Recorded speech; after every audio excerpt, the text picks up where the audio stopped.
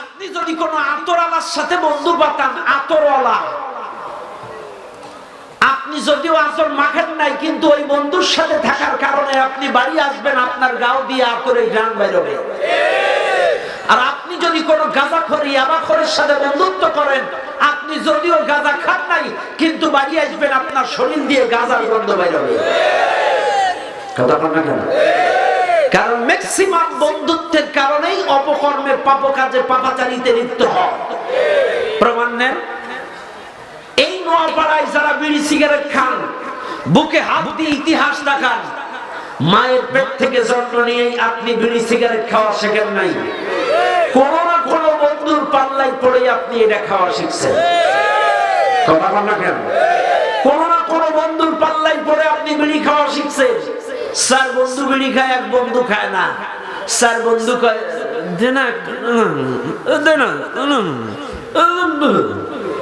এই যে আধা টান, এক টান, হাত টান মারতে মারতে একদিন ফুল টান মারি দেয়। نحمده ونستعينه ونستغفره ونؤمن به ونتوكل عليك ونعوذ بالله من شرور أنفسنا ومن سيئات أعمالنا من يهده الله فلا مضل له ومن يضلل فلا هادي له ونشهد أن لا إله إلا الله وحده لا شريك له ونشهد أن سيدنا ونبينا ومولانا محمدا عبده ورسوله الذي أرسله بالحق بشيرا ونذيرا وداعيا إلى الله بإذنه وسراجا منيرا فقد قال الله تعالى في كلامه المجيد وفرقانه الحميد সবাই পড়েন আউযু বিল্লাহি মিনাশ শাইতানির রাজিম বিসমিল্লাহির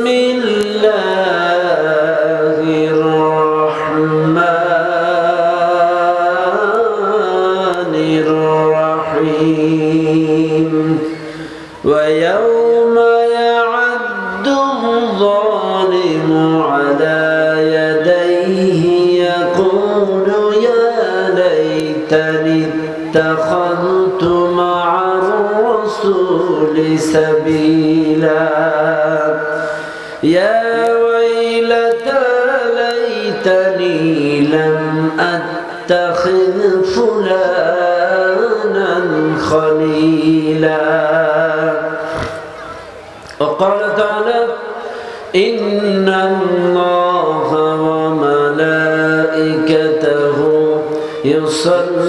يصلون على النبي يا أيها الذين آمنوا صلوا عليه وسلموا تسليما درود إبراهيم اللهم صل على محمد وعلى آل محمد كما صليت على إبراهيم وعلى آل إبراهيم إنك حميد مجيد اللهم بارك على محمد وعلى آل محمد كما باركت على إبراهيم وعلى آل إبراهيم إنك حميد مجيد رسول তুমি আলোক শিখা গহীন ধারাতে রসুল তুমি আলোক শিখা গহীন ধারাতে পথ দেখালে তুমি ওগো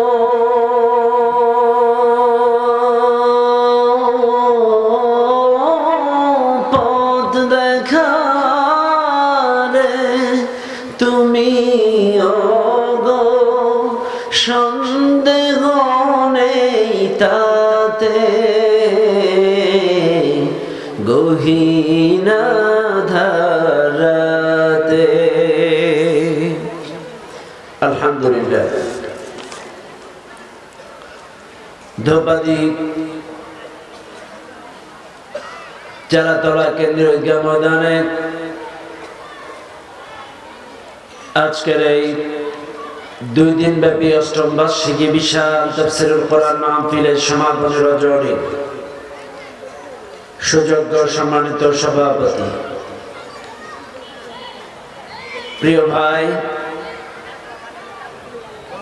এই এলাকার কৃতি সন্তান, জনগণ মানুষের নেতা, অত্র ইন্তেজামিয়া কমিটির সম্মানিত সভাপতি জনাব মোহাম্মদ তালিম হোসেন সাহেব, আল্লাহ তাআলা তাকে ইসলামের খাদেম হিসেবে কবুল করুন, বলেন আল্লাহুম্মা আমিন। আজকের মাহফিলের আমন্ত্রিত বিশেষ আকর্ষণ, যিনি আমার আগে অত্যন্ত গুরুত্বপূর্ণ আলোচনা শুনে আপনাদেরকে মুগ্ধ করেছেন, বিশিষ্ট ইসলামী চিন্তাবিদ জনাব হযরত মাওলানা মুফতি ইয়াসিন আরাফাত সাহেব, আল্লাহ তাআলা তার শরীর স্বাস্থ্য কন্ট্রোলে হেফাজত করুন, বলেন আল্লাহুম্মা আমিন। আলোচনা করেছেন আর অন্যান্য উলামা ইকরাম।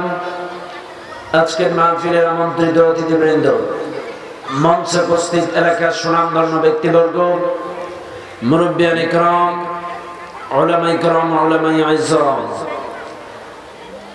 ডানে বামে সামনে উপস্থিত দূর দূরান্ত থেকে আগত দিনদার মুত্তাকিন পরেজগার ভাই ও বাবাজিরা, পর্দার আড়ালে শ্রদ্ধা আমার সম্মানিত মা ও বোনেরা, সকলকে সুন্নাত তরিকা অনুযায়ী সালাম জানাই। আসসালামু আলাইকুম ওয়া রাহমাতুল্লাহি ওয়া বারাকাতুহু।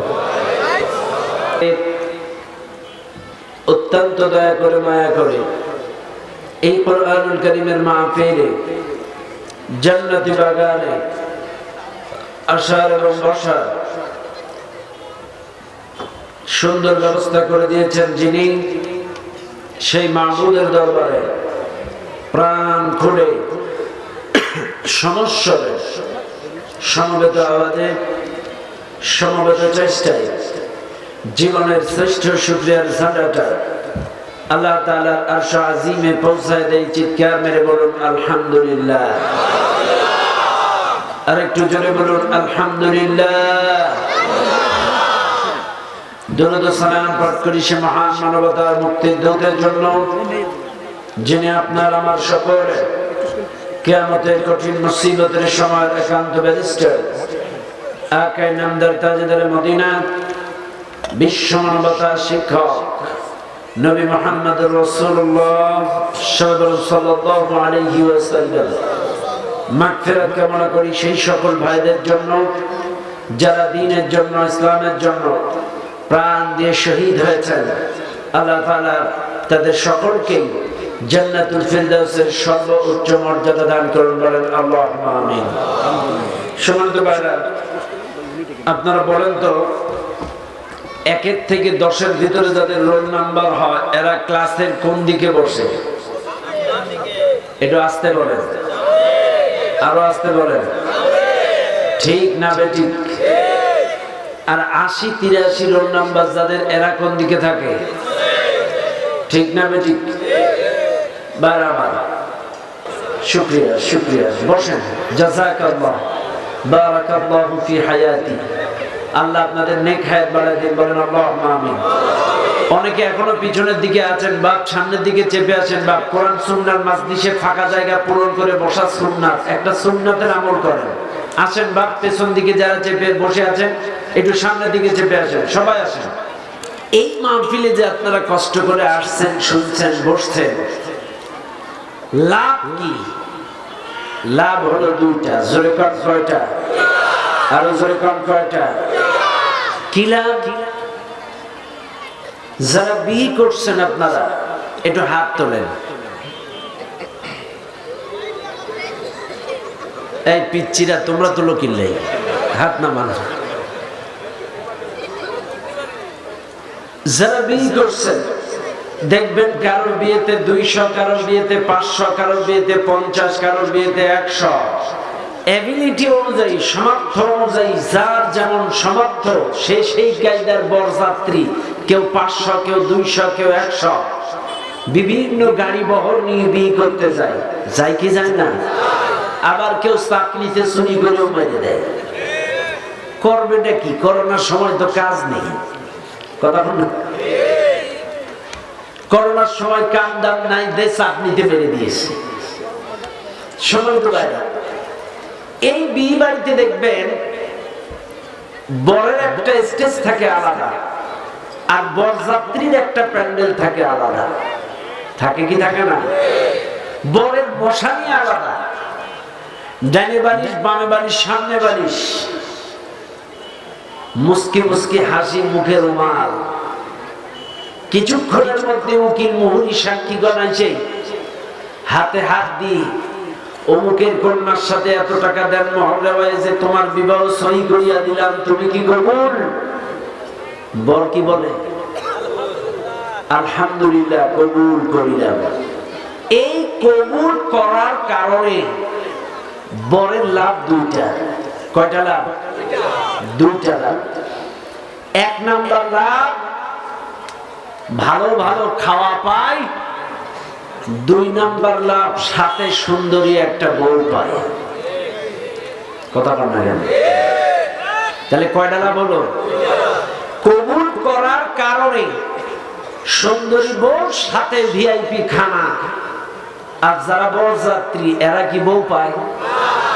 ওরা তো আর কবুল করে না, ওরা শুধু খাওয়া পায়, তাও বাংলা খাবার, ভাত ডাল গোশ। বরের মতো ভিআইপি খানা তো পায় না। বরের আস্ত মুরগি, আস্ত মাথা, 30টা ডিম, ইয়া বড় প্লেট, সেই খাওয়া। কবুল করলে ভিআইপি খাওয়া, সাথে বউ। কবুল না করলে শুধু বাংলা খাবার।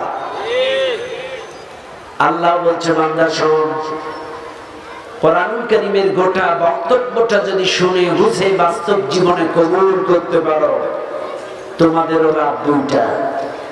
1 নাম্বার লাভ, জান্নাতের ভিআইপি খানা পাবে। 2 নাম্বার লাভ, 70টা করে হুর পাবে। এটা আসতে বলেন না, আরো আসতে বলেন। তাহলে বাংলাদেশে বিয়ে করলে বউ পায়, ভালো ভালো খাওয়া পায়, আর আল্লাহ কোরআন কবুল করলে 70টা করে বউ, সাথে ভিআইপি খাওয়া। আর যারা কবুল করবে না, এই দুনিয়ার জিন্দেগিতে 50-60 বছর যতদিন বাঁচবে, দুনিয়ার বাংলা খাবার পাবে, জান্নাতের ভিআইপি খানা ওদের কপালে জুটবে না। এবার বলেন, কোরআন কবুলের পক্ষে না বিপক্ষে? ইনশাআল্লাহ। আল্লাহ কবুল করুন, বলেন আমিন। সম্মানিত ভাইরা, আসেন ভূমিকায় কথা না বলে আমরা ডাইরেক্ট আলোচনায় চলে যাই। আমি আপনাদের সামনে 2টি আয়াত তেলাওয়াত করেছি। কোন আয়াতের তাফসীর জানতে গেলে, বুঝতে গেলে আগে জানতে হবে শানে নুজুল। এই আয়াতটি কোথায় নাযিল হলো, কেন নাযিল হলো, স্থান, কাল, পাত্র, প্রেক্ষাপটটা কি ছিল, সময়টা কি ছিল, শানে নুজুল যদি জানা যায়, তেলাওয়াতকৃত আয়াতের মূল বিষয়বস্তুটা আয়নার মতো ক্লিয়ার বোঝা যায়। বিশেষ করে আম জনগণ যারা, আম জনতা যারা, এদের জন্য তাফসীরের মূল বিষয়টা বোঝা অত্যন্ত সহজ হয়। যদিও আমি জানি ধোপাদীপ মাহফিলে অনেক শিক্ষিত ভালো ভালো আলেম ওলামা, অনেক উলামা ইকরাম এখানে আসেন, ওস্তাদজিয়াল মুকাররম সমবয়সী, যাদের ছাত্র হওয়ার যোগ্যতাও আমার নাই। আমি সেই সকল হুজুরদের কাছে দোয়া চেয়ে আলোচনা শুরু করি ইনশাআল্লাহ। বারামাত, যে সূরাটির আয়াত আমি তেলাওয়াত করলাম, সূরাটির নাম সূরাতুল ফুরকান। কোন সূরা? সূরাটি নাযিল হয়েছে মক্কায়। 114টি সূরার মধ্যে 25 নাম্বার সূরা। সূরাটার আয়াত সংখ্যা 77, রুকু সংখ্যা 4। এই সূরাটার 27 এবং 28 দুটি আয়াত আমি আপনাদের সামনে তেলাওয়াত করেছি। ভালো করে বুঝবেন, 27 এবং 28 দুটি আয়াত আমি আপনাদের সামনে তেলাওয়াত করেছি। এখন আসেন, বিশেষ করে 28 নম্বর আয়াতটি নাজিল হওয়ার কারণ, মক্কায় একজন প্রভাবশালী ভালো ধনী মানুষ ছিলেন। এই লোকটার নাম ছিল উকবা ইবনে আবি মুঈত। উকবা ইবনে আবি মুঈত দেশে বিদেশে সফর করতেন এবং বিভিন্ন প্রভাবশালী ধনী ধনী মানুষদেরকে দাওয়াত করে করে তার বাড়িতে খানা খাওয়াইতেন। ভালো করে বুঝবেন, ভালো ভালো মানুষদেরকে দাওয়াত খাওয়াইতেন, ধনী ধনী মানুষদেরকে তার বাড়িতে দাওয়াত খাওয়াইতেন। এমন একদিন উকবা ইবনে আবি মুঈত অনেক ধনী ধনী ভালো ভালো প্রভাবশালী নেতৃবৃন্দ তার বাড়িতে দাওয়াত দিয়েছেন। তিনি চিন্তা করছেন সবাইকে কম বেশি খাওয়ালাম, কিন্তু আব্দুল্লাহর বেটা মুহাম্মদকে কোনোদিন আমার বাড়িতে খানা খাওয়াইতে পারলাম না। লোকটা কিন্তু কাফের। লোকটা চিন্তা করছে সবাইকে কম বেশি খাওয়ালাম, নামি দামি মানুষ, মুহাম্মাদেরও নাম আছে, ধর না থাকতে পারে কিন্তু নাম আছে, হ্যারে কোনোদিন আমার বাড়িতে খানা খাওয়াইতে পারলাম না। কি করা যায়? মুহাম্মদকে একটু আমার বাড়িতে খানা খাওয়ানোর দরকার। উকবা ইবনে আবি মুঈত রাসূলের বাড়ি চলে গেলেন। রাসূলের বাড়ি যেয়ে বলে, হুজুর আমি একটু আপনাকে আমার বাড়িতে খানা খাওয়াইতে চাই। হুজুর বলতেছেন, উকবা ইবনে আবি মুঈত তুমি কি জানো না আমি কোনো কাফেরের বাড়ি দাওয়াত খাই না? তুমি কি জানো না আমি কোনো মুশরিকের বাড়ি দাওয়াত কবুল করি না? উকবা ইবনে আবি মুঈত বলছে, হুজুর আমি কোন কাম করলে আপনি আমার বাড়িতে খাবেন? কি করলে, কোন কাম করলে আপনি আমার বাড়িতে দাওয়াত অ্যাকসেপ্ট করবেন? হুজুর বলতেছেন, আমি তোমার বাড়ি খাইতে পারি একটা শর্তে, তুমি যদি আমার সামনে কালেমার ঘোষণা দিতে পারো। আমার সামনে যদি কালেমা পড়ে দিতে পারো, আমি তোমার সামনে তোমার বাড়ি দাওয়াত কবুল করব। উকবা ইবনে আবি মুঈত রাসূলের সামনে কালেমা পড়ে নিলেন, লা ইলাহা ইল্লাল্লাহ মুহাম্মাদুর রাসূলুল্লাহ সাল্লাল্লাহু আলাইহি ওয়াসাল্লাম। এই কাফের উকবা ইবনে আবি মুঈত ইসলাম কবুল করার পরে, কালেমা কবুল করার পরে বাড়িতে গেলেন। অন্যান্য নেতৃবৃন্দ কাফেরদের দাওয়াত, মুহাম্মাদেরও দাওয়াত। ওদের আসার আগে টেকনিক্যালি রাসূলকে আগে ভাগে খাওয়ায়া বিদায় করে দিস, আগে ভাগে নবীজিরে খাওয়ায়া বিদায় করে দিস। কিছুক্ষণ পরে আসছে অন্যান্য নেতৃবৃন্দ, বড় বড় কাফের প্রভাবশালী ভাইরা। এদের মধ্যে ছিল একজন অন্যতম আব্দুল্লাহ ইবনে উবাই। আব্দুল্লাহ ইবনে উবাই ছিল উকবা ইবনে আবি মুঈতের বন্ধু। উকবা ইবনে আবি মুঈত বলছে, বন্ধু শুনলাম তুই নাকি মুহাম্মাদের হাতে ইসলাম কবুল করেছিস, শুনলাম তুই নাকি মুহাম্মাদের সামনে কালেমা ঘোষণা করে তুই ইসলাম কবুল করেছিস। উকবা ইবনে আবি মুঈত বলছে যে, বন্ধু বেকায়দায় পড়ছি, কায়দায় পড়িনি। রাসূলকে আমার বাড়ি খাওয়ানো বলে কোনো কায়দা, কোনো পথ পন্থা খুঁজে পাচ্ছিলাম না। এই জন্য রাসূলকে খাওয়ানোর জন্য মুখে মুখে কালেমা পড়ছি, অন্তর দিয়ে পড়ি নাই। নাউজুবিল্লাহ। কত বড় খারাপ! রাসূলকে খাওয়ানো বলে খুশি করার জন্য মুখে মুখে কালেমা পড়ছি, অন্তর দিয়ে। এরকম লোক বাংলাদেশে নাই? হ্যাঁ আছে?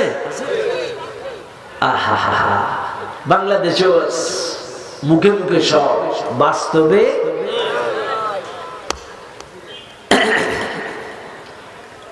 আব্দুল্লাহ ইবনে উবাই বলছে, তুমি যে মুখে মুখে পড়ছো এর একটা প্রমাণ দেওয়া লাগবে।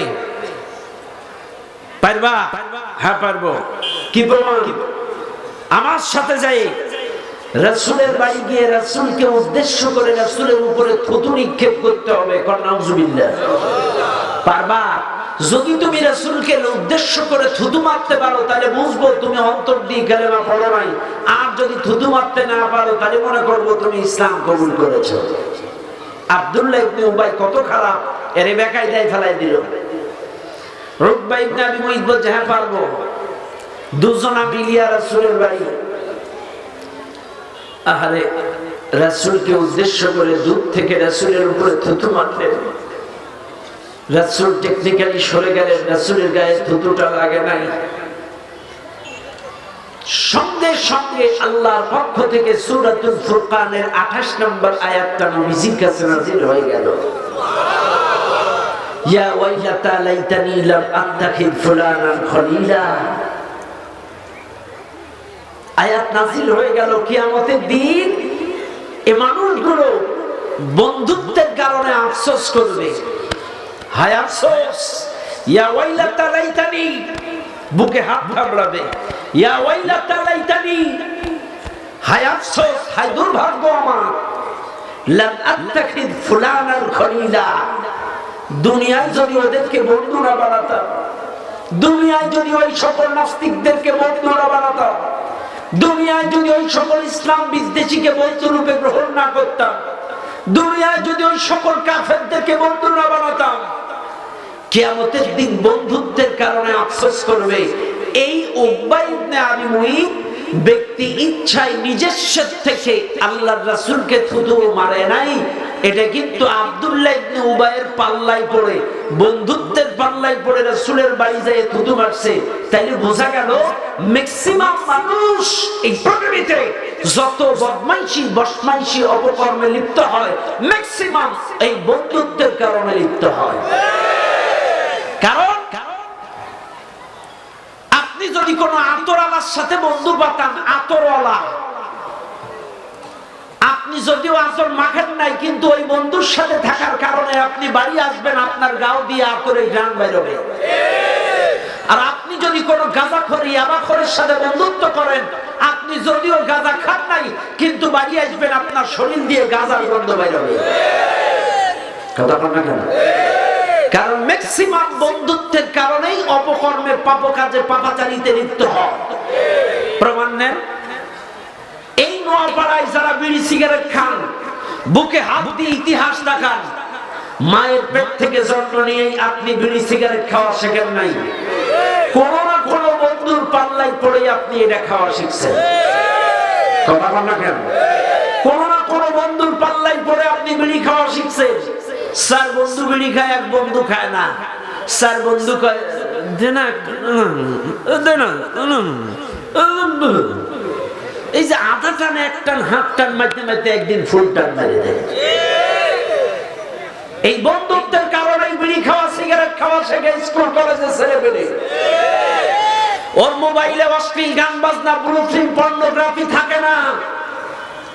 ওরই কোনো না কোনো বন্ধু, ক্লাস ফ্রেন্ড, শেয়ারিটের মাধ্যমে পর্নোগ্রাফি, অশ্লীল সিনেমা, নতুন মুভি, নতুন গানটা শেয়ারিটের মাধ্যমে ট্রান্সফার করে আরেক বন্ধুরে পার করে দেয়। তাহলে বন্ধুত্বের কারণে অশ্লীল গান বাজনা, ব্লু ফিল্ম, এক্স, পর্নোগ্রাফি দেওয়া শুরু করলো। বন্ধুত্বের কারণে বিড়ি খাওয়া সিগারেট খাওয়া শিখলো। বন্ধুত্বের কারণে পার্কে, গার্ডেনে, আবাসিকে ইফটিজিং করা শিখলো। বন্ধুত্বের কারণে গার্লস কলেজ, গার্লস স্কুলের সামনে যে ইফটিজিং করে।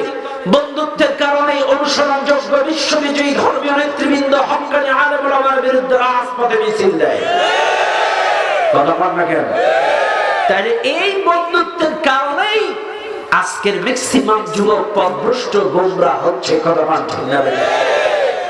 এই জন্য ভাই, বন্ধুত্বের কারণেই এই 28 নম্বর আয়াতটা নাযিল হলো। এই জন্য আমাদেরকে মনে রাখতে হবে, যাত্রার সাথে রিলেশন করা যাবে না, যাত্রার সাথে বন্ধুত্ব করা যাবে না, যাত্রার সাথে সম্পর্ক তৈরি করা যাবে না। আপনি যাত্রার সাথে সম্পর্ক বানাবেন না। আপনি যাবেন রাজশাহী, যাবেন কোন জায়গায়? রাজশাহী। আপনি রাজশাহী আগে কখনো যান নাই, রাজশাহীর রাস্তাঘাট আপনি চিনেন না। রাজশাহী যাইতে গেলে এমন একজন মানুষের সাথে যান যার আগে থেকেই রাজশাহী চেনা, পূর্ব থেকেই রাস্তা চেনা। ওনার সাথে গেলে পথ হারাবার ভয় নাই।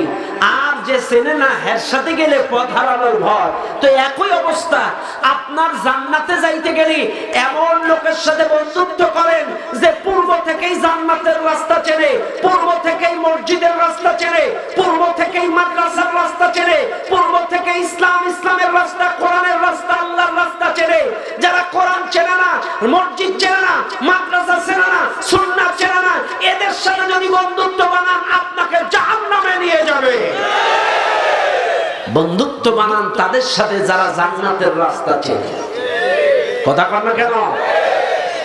আল্লাহ পাক ডাক দিয়ে বলেন, ইয়া আইয়ুহাল্লাযীনা আমানু লা তাত্তাখিযু আবাআকুম ওয়া ইখওয়ানাকুম আউলিয়া ইন ইস্তাহাব্বুল কুফরা على الإيمان ومن يتولهم منكم فأولئك هم الظالمون الله أكبر আল্লাহ পাক ডাক দিবেন হে ইমানদারগণ তাদের সাথে বন্ধু বানাইও না আবাকুম ওয়া ইখওয়ানাকুম সে যদি তোমার বাবাও হয় সে যদি তোমার ভাইও হয় আউলিয়া ইন ইস্তাহাব্বুল কুফরা আলাল ঈমান হেরা যদি ঈমানের চাইতে কুফরিকে পছন্দ করে ঈমানের চাইতে যদি নাস্তিকতা পছন্দ করে ঈমানের চাইতে যদি কুফরি পছন্দ করে ঈমানের চাইতে গান বাজনা অশ্লীলতা বেহায়াপনা অপসংস্কৃতি ইসলাম বিদ্বেষী কোরআন বিদ্বেষী পছন্দ করে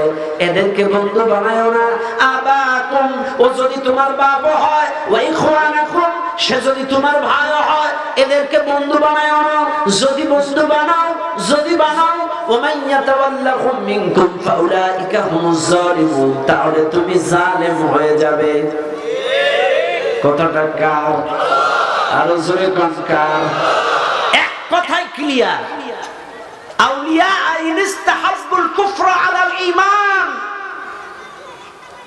ঈমানের চাইতে যারা কুফরি বেশি পছন্দ করে ঈমানের চাইতে যারা অশ্লীলতা বেহায়াপনা নাস্তিকতা ইসলাম বিদ্বেষী কোরআন বিদ্বেষী পছন্দ করে এদেরকে যদি বন্ধু বানান আপনি জালেম হয়ে যাবেন কথাটা কার লা ইয়াত্তাখিযুল মুমিনুনাল কাফিরিনা আউলিয়া মিন দুনিল মুমিনিন আল্লাহ বলেন একজন মুমিন আরেকজন মুমিনকে বাদ দিয়া কোন কাফেরকে বন্ধু বানাইতে পারে না কোন নাস্তিককে বন্ধু বানাইতে পারে না কোন ইসলাম বিদ্বেষীকে বন্ধু বানাইতে পারে না যদি বানাই ওয়া মান ইয়াফআল যালিকা ফালাইসা মিনাল্লাহ আমি আল্লাহর সাথে তাদের কোনো সম্পর্ক থাকবে না কথাটা কার আল্লাহ জোরে কার তাহলে বন্ধু বানাবেন কার আল্লাহ তাও বলে দিলেন ইন্নামা ওয়ালিয়ুকুমুল্লাহ ওয়া রাসূলুহু ওয়াল্লাযীনা আমানু আল্লাহ পাক সূরা মায়েদার মধ্যে বলেন বান্দা একজন মুমিনের বন্ধু হবে তিনজন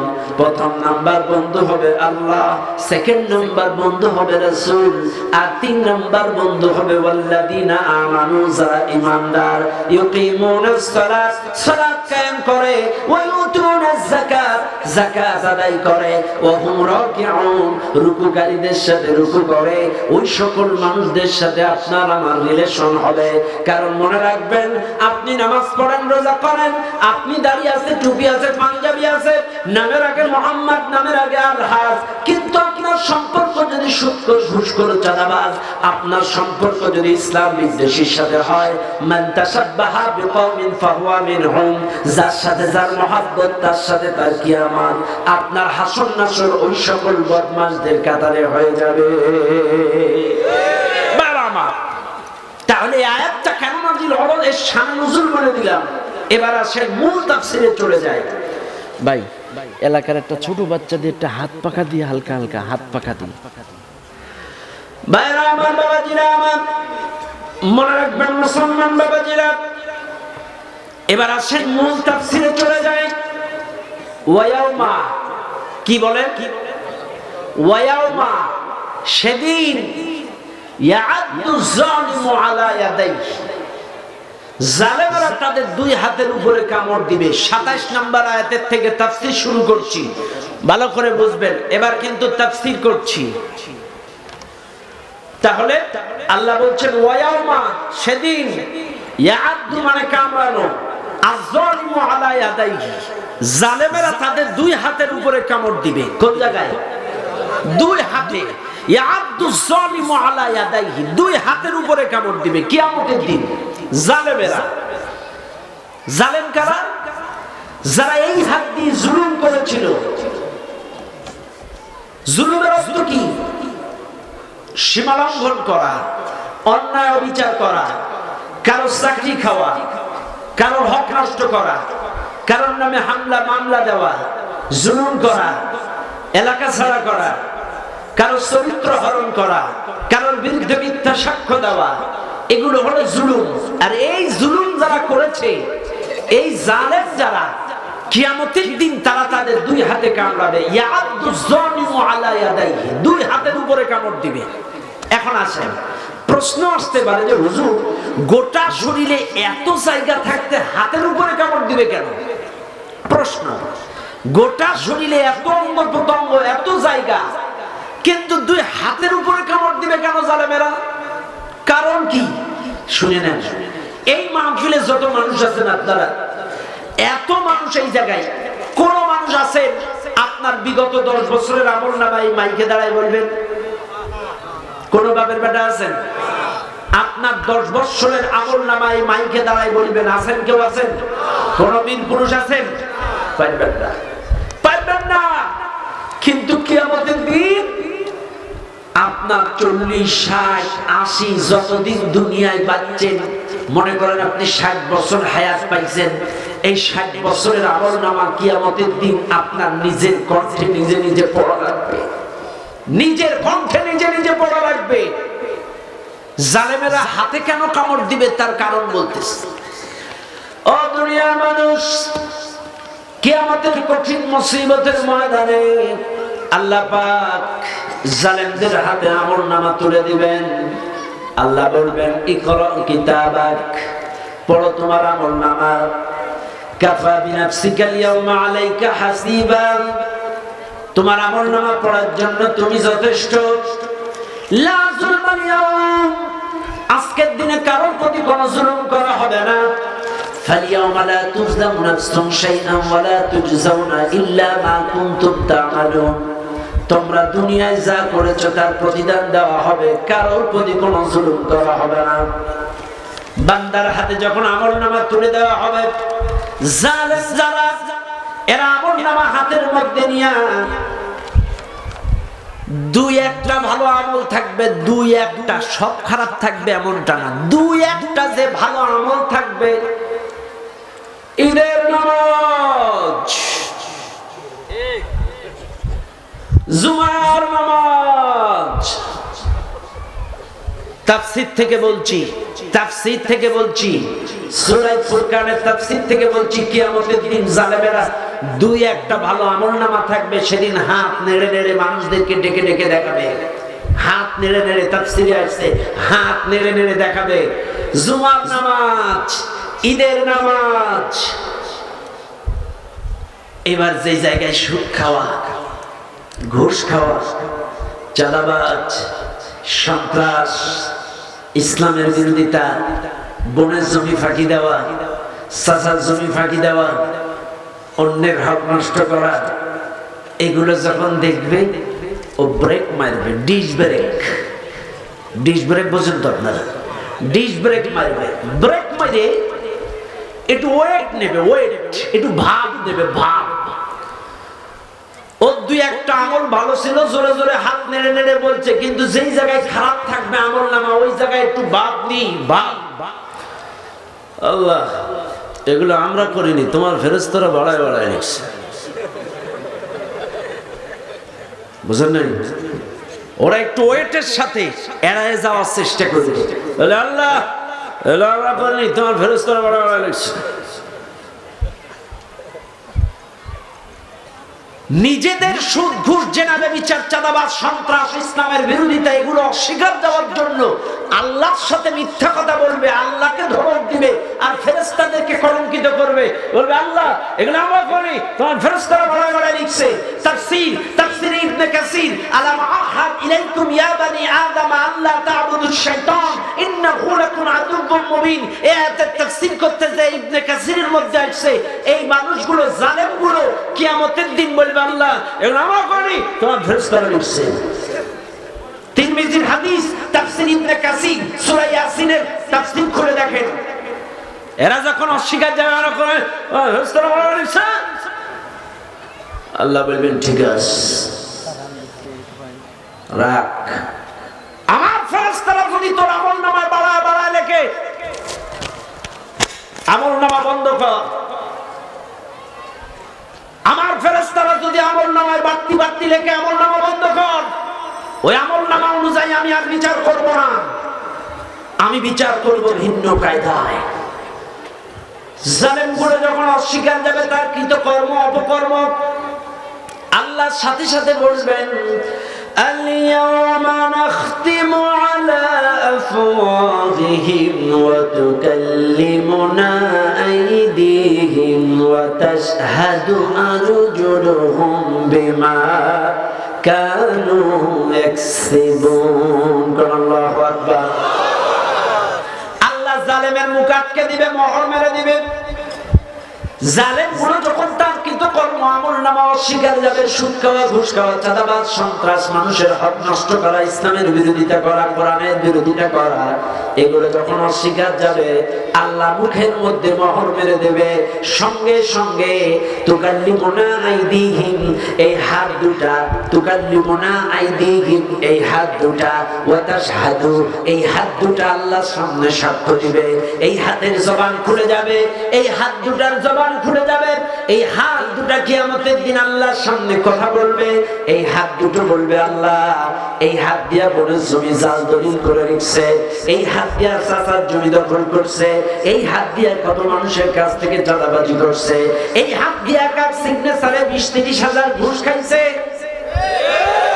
এই হাত দিয়া লোকের গাছের আম কাঁঠাল চুরি করেছে, এই হাত দিয়া কোন মানুষের চাকরি খাইছে, এই হাত দিয়া ত্রাণের চাউল ডাউল খাইছে, এই হাত দিয়া কত অবৈধ কাজ করেছে, কত অবৈধ জিনিস স্পর্শ করেছে, এই হাত দিয়া কত খারাপ কাজে লিপ্ত হয়েছে, এই হাত দিয়া কত মানুষের নামে মিথ্যা মামলা করেছে, কত মানুষকে বাড়ি ছাড়া করেছে। এই হাত কিয়ামতের দিন সমস্ত অপকর্মের সাক্ষ্য কিয়ামতের দিন দিয়ে দিবে। আর হাত যখন সাক্ষ্য দিবে তখন জালেমেরা বলবে, হায় রে হাত, দুনিয়ায় তোরে 4 আঙ্গুলে 4টা আংটি দিলাম, 4 আঙ্গুলে 4 ভরি সোনার আংটি দিলাম, বিদেশ থেকে আমেরিকার একটা দামি ঘড়ি দিলাম, ঠান্ডার সময় ইংল্যান্ডের লোশন দিয়া পালিশ করলাম, আর আজকে তুই আর বিরুদ্ধে সাক্ষ্য দেস? তোরে এত দামি ঘড়ি দিয়ে সাজালাম, এত দামি আংটি দিয়ে সাজালাম, তোরে ঠান্ডার সময় দেশি কোন প্রোডাক্ট ব্যবহার করিনি, বিদেশি লোশন দিয়ে পালিশ করছি, তোর ঠান্ডা লাগবে বলে হ্যান্ড গ্লাভস পরে মোটরসাইকেল চালাইছি, আর আজকে তুই আর বিরুদ্ধে সাক্ষ্য দিস? আগে যদি জানতাম তুই আর বিরুদ্ধে সাক্ষ্য দিবি, দুনিয়ায় তোরে খাইয়ে পায়খানার সাথে বের করে দিতাম। এই হাত দুটো যখন সাক্ষ্য দিবে,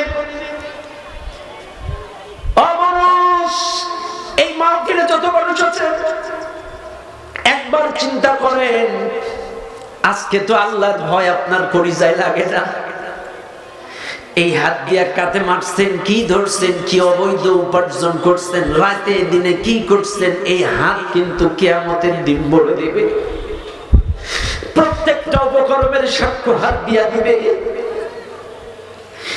এই হাত যখন সাক্ষ্য দিবে, জালেম যারা ইয়াদু যালিমু আলা ইয়াদাইহি, ওই হাতের সাক্ষ্য দেখেই জালেমেরা কামড় দিবে।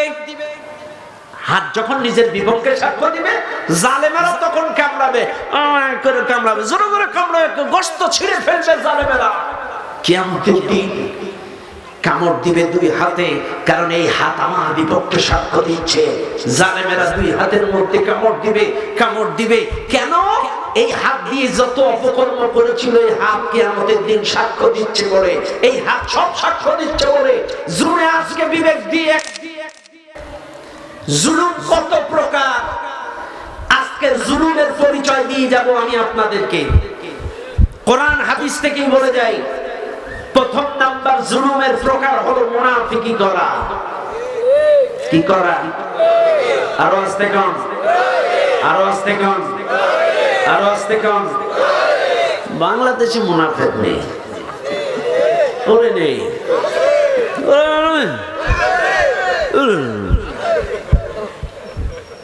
আছে? আরে মাঝে মাঝে কান্দি, জানেন ভাই, মাঝে মাঝে কান্দি, চোখের পানি ছেড়ে হাইজি কপাল। মুনাফিকের মূল ধাতু হচ্ছে নাফাকুন, যার অর্থ হলো সুড়ঙ্গ পথ, একদিক দিয়ে ঢুকে আর একদিক দিয়ে বাইরে হওয়া। নিফাকির অর্থ হলো বাইরে এক, ভিতরে আর এক। বাহ্যিক দৃষ্টিতে দাড়ি থাকবে, টুপি থাকবে, জুব্বা থাকবে, বাহ্যিক দৃষ্টিতে সুন্নতি লিবাস থাকবে, হাজি সাহেব, কিন্তু ভেতরে ভিতরে ইসলামের 14টা বাজাবে। আমারে ভুল বুঝবেন না ভাইরা, জুলুমের পরিচয় দিতে গিয়ে তাফসীরুল কোরআন বিল কোরআন শেখ আব্দুর রহমান বিন মুবারকপুরী উনি লিখেছেন মুনাফিকটা প্রথম নাম্বার কারণ দেওয়ার কারণ হলো কাফেরদের জুলুম নির্যাতন দেখা যায়, হিন্দুদের জুলুম নির্যাতন দেখা যায়, খ্রিস্টানদের জুলুম নির্যাতন দেখা যায়, বৌদ্ধদের জুলুম নির্যাতন দেখা যায়, কিন্তু মুসলমান মুনাফিকের জুলুম দেখা যায় না। আর এই জুলুমটা সবচেয়ে মারাত্মক ক্ষতিকারক। খেয়াল করেন, ওই খুলনার লোক যদি ধোপাদির লোকের মারতে আসে, ধোপাদির মানুষ পূর্ব প্রস্তুতি প্রোটেকশন নিতে পারবে, লাঠি ছোটা জোগাড় করে অ্যালার্ট থাকবে। ওই যশোরের মানুষ যদি মারতে আসে, ধোপাদির মানুষের পূর্ব প্রস্তুতি নিতে পারবে, প্রোটেকশন নিতে পারবে, লাঠি ছোটা কেটে অ্যালার্ট থাকতে পারবে। কিন্তু বাড়ির কোন লোক যদি খাইতে যাইতে দাম করে পেছন থেকে একটা বাড়ি মারে, এদিকে দেখতে পারবে? পারবে না। এই জন্য বাড়ির শত্রু সবচেয়ে বড় শত্রু। আল্লাহর কসম, ইসলামের উপরে কাফেররা বেশি জুলুম চালায় নাই, খ্রিস্টানরা বেশি চালায় নাই, হিন্দুরা বেশি চালায় নাই। যুগে যুগে ইসলাম তথা মুসলিমের উপরে জুলুম নির্যাতন চালাইছে মুসলমান মুনাফিকের দল। কারণ এদের বাইরে এক, ভিতরে আরেক। আমাদের ভুল বুঝেন না, কসম খোদার কাউকে ছোট করার জন্য বলছি না। এমনও বাঙালি বাংলাদেশে আছে, সকালবেলায় সূরা ইয়াসিন দিয়ে দিন শুরু করে, ইয়াসিন ওয়াল কুরআনিল হাকীম। সকালবেলায় সূরা ইয়াসিন, বিকালবেলায় ইযা ওয়াকাতিল ওয়াকিআ লাইসা লিওয়াকাতিহা কাযিবা। এরপরে রাতের বেলায় তাবারাকাল্লাযী বিয়াদিহিল মুলক। ভালো করে বুঝেন, কোরআন দিয়া দিন শুরু করে, কোরআন দিয়া বিকাল বেলায় সূরা ওয়াকিয়া পড়ে, কোরআন দিয়া রাতের বেলায় রাত শেষ করে। তাবারাকাল্লাযী বিয়াদিহিল মুলক। কোরআন দিয়া 5 ওয়াক্ত নামাজ পড়ে, কোরআন দিয়া ওনার মা বাবার মৃত্যুবার্ষিকীতে রূহের মাগফিরাত কামনা করে। আমি আবারও বলছি, কোরআন দিয়া দিন শুরু, কোরআন দিয়া দিন শেষ, 5 ওয়াক্ত নামাজ কোরআন দিয়ে, ওনার বাবার মৃত্যুবার্ষিকীতে কোরআন তেলাওয়াত, আবার রাতের বেলায় কোরআন তেলাওয়াত করে চুমা খেয়ে আলমারির মাথায়। অথচ এই কোরআন দিয়া দেশটা শাসন হোক এটা চায় না। এরকম লোক বাংলাদেশে নেই। ওরে নেই। আহা, ওয়াজ করবো কোন জায়গায়? কোরআন দিয়া দিন শুরু, কোরআন দিয়া দিন শেষ, কোরআন দিয়া নামাজ, কোরআন দিয়া সব। অথচ কোরআনের শাসন এই দেশে কায়েম হোক, এই জজবা তামান্না মন মানসিকতা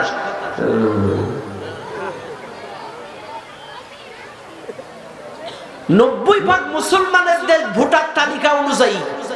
কই সে মুসলিম? দেখান সে মুসলমান কই? 90% মুসলমান যদি বাংলাদেশে থাকতো, ইসলাম তো কায়েম হতো আরো আগে।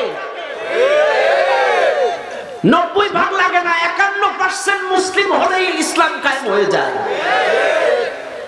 আসলে মুসলমান নামে নামে, মুনাফিকের সংখ্যাই বেশি। আমি মাঝে মাঝে একটা উদাহরণ দিব ভাই, রাগ করবেন না তো। রিক্সা যারা চালায় বছরে খাসির গোশত খায় কয়বার? আরে খায়, যদি কুরবানির সময় এলাকায় কেউ জবাই করে। এদিকে কেজি কত খাসির গোশতের? 800। ও বাবা, মনে করেন এক রিক্সাওয়ালা ওভারটাইম রিক্সা চালায় আর মোটামুটি ভালো ইনকাম হয়েছে, আজকের 1 কেজি খাসির গোশত কিনে বাড়ি নিয়ে গেছে। বাড়ি নিয়ে বৌমারে দিছে, বৌমা গোশতটা ভালো করে রান্না করো আর আমার গামছাটা দাও, নদীর থেকে গোসল করে আসি। বৌমা খাসির গোশতটা নিয়ে রান্না করতেছে, শ্বশুর গেছে গোসল করতে। বৌমা রাঁধতে রাঁধতে রাঁধতে রাঁধতে রাঁধতে রাঁধতে এক পর্যায়ে ঝোল চেক করে না, কেমন হয়েছে লাস্টে একটু টেস্ট করে। বৌমা টেস্ট করে দেখে এই রে স্বাদ, সেই টেস্ট। এ তো ঝোল খেয়ে হয় না, এটা গোশত তুলে খাই, এটা গোশত তুলে খাইছে, গোশত তুলে খাইয়ে দেখে আরো টেস্ট। এবার একটা হাড়ালা গোশ খায়, ও একটা হাড়ালা গোশ খাইছে, আরো টেস্ট, এ তো হয় না। আর একটা চর্বিওয়ালা গোশ খাইছে, 1 কেজি গোশ খুব জোর 12-14 পিস হয়। বৌমা টেস্ট করতে করতে সব খেয়ে ফেলছে। সব যখন খেয়ে ফেলছে, শ্বশুর মশাই ও নদীতে গোসল করতে গেলে একটু লেট করে আসে, কিন্তু আজকে যে বাড়ি গোশ, আজ আর লেট করিনি। জবাসাব এই যে অন্যদিন বৌমা বিছানা পাইতে দেয় তাই বসে, আজকে নিজে নিজে পাইতে বসছে। বৌমা ভাত দাও, বৌমা ভাত দেয়, ডাউল দেয়, মাছ দেয়, সবজি দেয়, সব তরকারি দেয়, কিন্তু গোশ দেয় না।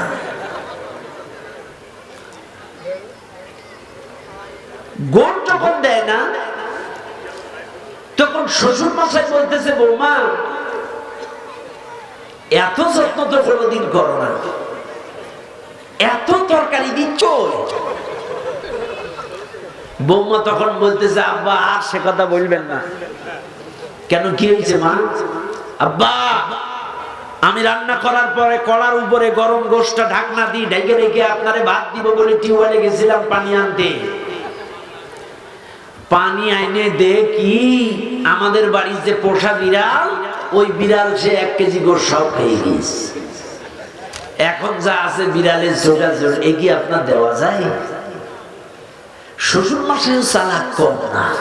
শ্বশুর চিন্তা করতেছে, গরম গোশ চুলার উপরে ঢাকনা দিয়ে ঢাকা, একটা বিড়েল ঢাকনা উঁচু করে 1 কেজি গোশ কি করে খাইয়ে গেল?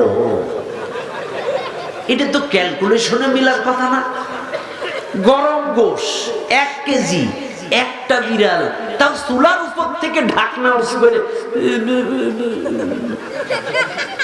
শ্বশুর কোন রকম ভাত তরকারি দিয়ে খাইয়ে হাত মুখ মুছে যখন উঠতেছে, হঠাৎ তাকায় দেখে যেই বিড়ালের দৌড় দিছে বৌমা, ওই বিড়ালটা ঘরে ঢুকছে। শ্বশুর তো চালাক কম না, দাম করে দরজা দিছে আটকায়, জানালাও আটকায়, দরজাও আটকায়, তাড়ায় তাড়ায় তাড়ায় তাড়ায় সেই বিড়াল ধরে ফেলছে। দড়ি, সামনের 2 পায়ে দড়ি, পেছনের 2 পায়ে দড়ি, দড়ি দিয়া এইবার সেই দাড়ি পাল্লা হাজির করে ফেলছে। দাড়ি পাল্লা হাজির করে ফেলছে। এক সাইডে চাপাইছে 1 কেজি, আর এক সাইডে চাপাইছে সেই বিড়াল। ওজন দিয়ে দেখে টোটাল 1 কেজি। কতটা ওজন দিয়ে দেখে টোটাল 1 কেজি। এবার শ্বশুর বলতেছে, বৌমা তুমি যে বললে পোষা বিড়ালটা 1 কেজি গোশ সব খাইয়ে গেছে, আচ্ছা আমি বুঝলাম এটা না হয় তোমার সেই 1 কেজি গোশ, তা সে বিড়াল কই? বুঝলাম এটা তোমার গোশ 1 কেজি, বিড়াল কই? আর এটাই যদি বিড়াল হবে তোমার গোশ কই? কথা কর না কেন? এটা যদি বিড়াল হবে গোশ কই, আর এটাই যদি গোশ হবে তোমার বিড়াল কই? আজকে বাংলাদেশের অবস্থা তাই। 90% মুসলমানের দেশ বাংলাদেশ, সেই ইসলাম কই? আর এটাই যদি দ্বিতীয় বৃহত্তম ইসলামী দেশ হবে, সে মুসলিম কই? কোথায় সে মুসলিম? কোথা সে ওমর হামজা রাজ, কোথা সে মুসলমান, কোথা সে ওমর হামজা রাজ, কোথা সে মুসলমান, দিন কায়েমের জন্য তারা জাগ্রত সব প্রাণ। কোথা সে ওমর হামজা রাজ, কোথা সে মুসলমান। ঠিক না বেটি? ভাইরা আমার, এই জন্য মনে রাখবেন ভাইরা, প্রত্যেকটা কথা বেরেন দিয়ে খাটান। কাজী মুসলমান মুনাফিকেরা সবচাইতে বেশি জুলুম করে মুসলমানের উপরে, ইসলামের উপরে। গোপনে গোপনে তারা জুলুম চালায়। কারণ মনে রাখবেন, মুসলমানেরা মুনাফিকের মূল ধাতুই নাফাকুন। নাফাকুনের অর্থ সুরঙ্গ পথ, এদিকেও ছিদ্র ওদিকেও ছিদ্র। এর মানে হলো মুনাফিকেরা যেমনে সুবিধা পায় তেমনে সুবিধা নাই, ডাইনেও খায় বামেও খায়, সব দিক থেকে খায়। কিন্তু শুনেন, হযরত বিলাল রাদিয়াল্লাহু তাআলা আনহুকে উত্তপ্ত মরুভূমির বালুর পরে শোয়াইয়া দিয়া বড় পাথর বুকের পরে চাপাই দিয়ে বলেছিল, বিলাল বল কালেমা ছাড়বি কিনা, বল কালেমা ছাড়বি কিনা। বিলাল বলেছিল, আল্লাহু আহাদ, আল্লাহু আহাদ, আল্লাহু আহাদ। কই সেদিন তো বিলাল ঈমান বিক্রি করে নাই। আপনি তাকান খাব্বাবের দিকে, খাব্বাবকে কয়লার জ্বলন্ত আগুনের পরে শোয়া দিল। খাব্বাবকে বলেছিল বল কালেমা ছাড়বে কিনা। খাব্বাবের শরীরের চর্বি গলে গলে কয়লার পরে পড়েছিল, তারপরও কই খাব্বাব তো ঈমান বিক্রি করে নাই। আহারে সুমাইয়ার মতো একজন মহিলা বর্ষার আঘাতে মর্মান্তিক ভাবে মেরেছিল, বল ইসলাম ছাড়বি কিনা, কালেমা ছাড়বি কিনা। সুমাইয়া তো ঈমান বিক্রি করে নাই। সুমাইয়ার সন্তানটাকে আবু জেহেল ধরেছিল। আবু জেহেল সুমাইয়ার সন্তানকে দুই পাও দুই উটের সাথে বেঁধে দিল, বেঁধে দিয়ে দুই উট দুই দিকে খেদিয়ে দিল। এই উটটা মাঝখান দুই দিকে খেদিয়ে দেওয়ার পরে পায়ের মাঝখান থেকে দুই খণ্ড হয়ে গোটা দেহটা মরুভূমির পর পড়েছিল। ঈমান তো বিক্রি করে নাই। বেলাল ঈমান বিক্রি করলো না, সুমাইয়া ঈমান বিক্রি করলো না, খাব্বাব ঈমান বিক্রি করলো না। আর আজকের বাঙালি মুসলমান সামান্য সুবিধা দিলে তাদের ঈমান বিক্রি করে।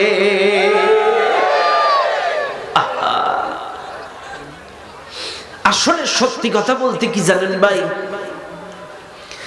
মুনাফিকদের মুসলিম রীতিনীতি পছন্দ না। এরা মুসলিম সমাজে থাকে তাই এগুলো মানে, মুসলিম সমাজে থাকে তাই সামাজিকতার জন্য নামাজ রোজা করে। আসলে ওদের মুসলিম রীতিনীতি পছন্দ না। তাকান, ওয়াইদা কামু ইলাস সালাতি কামু কুসালা ইরাউনান নাস। ওরা নামাজ পড়ে লোক দেখানোর জন্য। আমারে ভুল বুঝবেন না, এমনও কিছু নেতা আছে, সামনে ইউনিয়ন ইলেকশন, আমি এই ধুবাদির কথা বলছি না, আর এলাকার কথা করছি।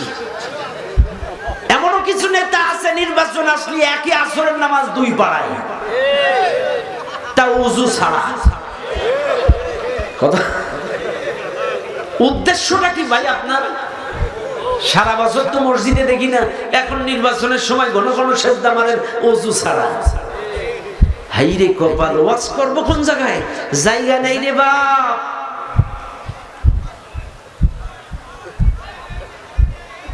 কি হচ্ছে এখানে?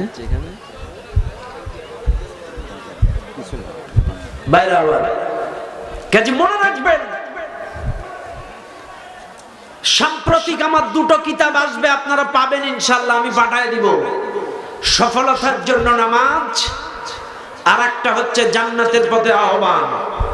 দুটো কিতাব সাম্প্রতিক, আপনি এক সপ্তাহের মধ্যে বাইরে হবে ইনশাআল্লাহ। এই নামাজের বইয়ের ভিতরে প্রত্যেকটা নামাজের ইতিহাস, নামাজ, পবিত্রতা, ওযু, গোসল, ফরজ সব অর্থ সহকারে সুন্দর করে দেওয়া, ইনশাআল্লাহ পাবেন সবাই। আজকে এই বাংলাদেশে এমন মুসলমান আছে ওযু করে কিন্তু ওযুর ফরজ জানে না। আছে না নাই? জোরে কান আছে না নাই? 40 বছর নামাজ পড়ে, ওযু 4টা ফরজ জানে, কিন্তু ওযুটাতে কটা সুন্নাত আছে? 17টা, কেউ কেউ বলেছে 16টা। এই 17টা সুন্নাত কি এটা অনেক মুসলমান জানে না। কথা বল না কেন? ফরজ জানে কিন্তু ওযু সুন্নাত জানে না, এমন মুসলমান আছে না নাই? ও দুনিয়ার মানুষ, কথাই কথা বেড়ে যায়। এদিকে খেয়াল করেন ভাই, এদিকে খেয়াল করেন ভাই। আসলে শয়তান তো শয়তানের কাজ করবে, আছে না? চ্যাংড়া পোলা পানে একটু বাদাম টাদাম খাবে, এর ওর পিছনে ইফটিজিং করবে, এটা তো ওর কাজ, ও চালাবে। আসেন আমরা কোরআনের দিকে। ভাইরা আমার, কথাই কথা বেড়ে যায়। যে কথা আমি বলছিলাম, প্রত্যেকটা কথা বেরেন দিয়ে খাটার মুসলমান বাবাজিনা আমার। তাহলে 1 নাম্বার মুনাফিকি করা, তাহলে মুনাফিকের সাথে কোনো সম্পর্ক নাই, কারণ মুমিন তো ভিতরে যা বাইরেও তা। কিন্তু মুসলমান মুনাফিক, এদের বাইরে এক ভিতরে আর এক। কথা বলেন ঠিক না ঠিক? ভাইরা আমার, মুনাফিকের কোন কাজে কামে বরকত হয় না। মুনাফিক ইহকালেও লাঞ্ছিত, পরকালেও লাঞ্ছিত। মুনাফিক ইহকালেও ধ্বংস, পরকালেও ধ্বংস। মুনাফিক পরকালে মুমিনদের কাছে নূর চাইবে। এই মুনাফিক যারা, তারা জাহান্নামের সবচাইতে নিম্ন স্তরে থাকবে। ভাইরা আমার, এবার আসেন তাইলে প্রথম নাম্বার জুলুমের প্রকার হলো মুনাফিকি করা। এইবার আসেন 2 নাম্বার প্রকার। 2 নাম্বার প্রকার আল্লাহ কোরআন ডাক দিয়ে বলেন, ইন্নাশ শিরকা লাযুলমুন আযীম। আল্লাহ পাক বলেন সূরা লুকমান 13 নম্বর আয়াত, আল্লাহ পাক ডাক দিয়ে বলেন নিশ্চয়ই শিরক করা সবচাইতে বড় জুলুম। কথাটা কার? আরো জোরে কোন কার? আমি কিন্তু জুলুমের পরিচয় দিচ্ছি। তাহলে 2 নাম্বার জুলুমের পরিচয় হলো শিরক করা, শিরক করা, শিরক করা। ইন্নাস শিরকা লাযুলমুন আযীম, নিশ্চয়ই শিরক করা সবচাইতে বড় জুলুম। শুনেন আজকের ধুপাদির মুসলমান বাবাজিরা, এই মাহফিলে যত মানুষ আছেন কান খুলে শুনে নেন।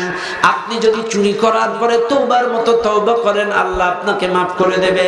জিনা করার পরে তওবার মতো তওবা করলে আল্লাহ আপনাকে maaf করে দেবে। মার্ডার করার পরে তওবার মতো তওবা করলে আল্লাহ আপনাকে maaf করে দেবে।